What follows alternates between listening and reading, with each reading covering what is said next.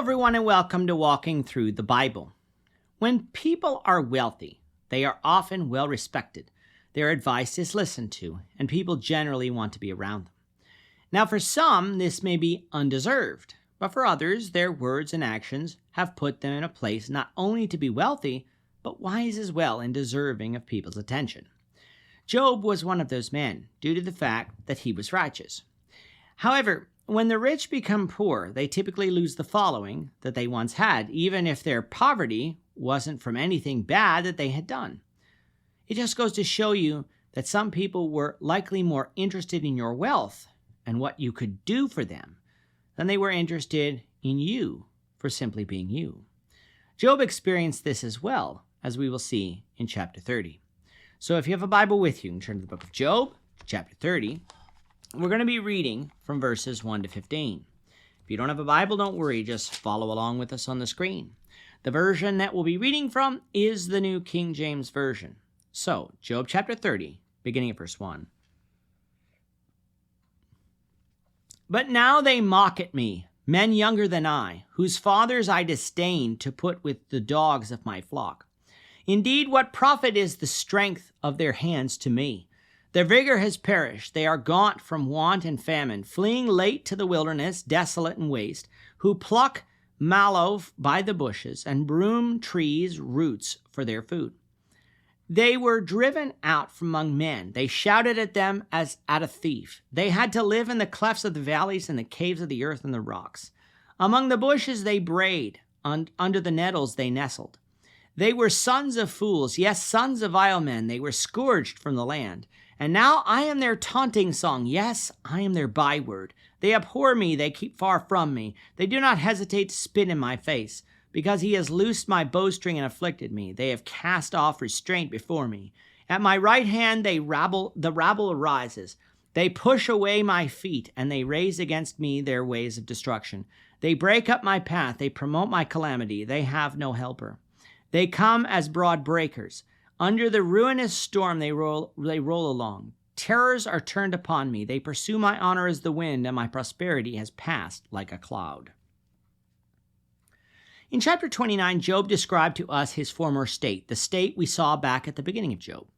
He was not only wealthy, but he was well respected, generous, and most importantly, righteous.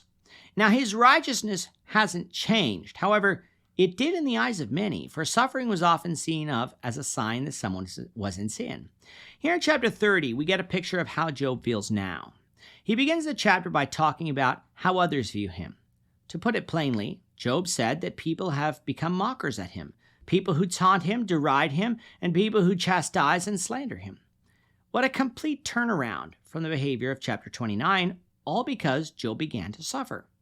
But I suggest that what Job is describing here is not everyone turning against him on a dime. Rather, it is those who felt slighted by Job. You see, as a wise steward, you have to use judgment in who you hire, who you promote, and who you do business with. And so even the most righteous person on the planet is going to have enemies, those who feel slighted, even though the fault lay with themselves and not the wise steward. Job had these enemies too, and it was people who didn't feel they were capable, and it was people who he didn't feel were capable of even looking after the dogs of his flock, a lowly job indeed. It is the children of these men who seem to take great pleasure in Job's predicament, almost as if it's divine punishment for not hiring their fathers. Now, Job's opinion of these people hasn't changed. He didn't hire these men because they appeared to be weak or lazy. They weren't hard workers. They were cowards, fools, and sometimes even viewed as thieves and robbers. It sounds like Job made a good decision in not hiring people like this.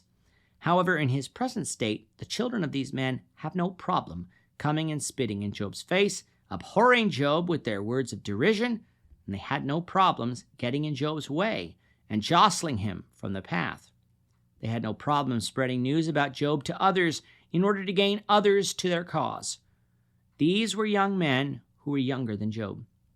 They should have respected their elders, an important trait, especially at that time, and should still be practiced today, though often isn't. Instead, they treated Job poorly and made it their mission to not only mock Job, but seek his destruction. Think about that for a moment. Job was suffering brutally at the hand of Satan, even though people thought it was at the hand of God, and these young men wanted to make it worse. Did God need any help punishing Job? For he seemed to be doing fine on his own. But of course, God isn't working here. Satan is. And what this does show us is the means Satan used to cause Job to suffer. He didn't simply reach out and touch Job to make him sick or bring about events that caused the death of Job's loved ones. He tempted others to join in the party too, and weak man obliged. For us, we should never glory in the fall of anyone, even if they are wicked. Instead, we should show them compassion, and yes, use it as an opportunity to seek their salvation. Now, let's not do it the way Job's friends did, and let's not do it do it either. Job will continue with his thoughts we will cover, the Lord willing, in the next lesson. With that, our time is up for today.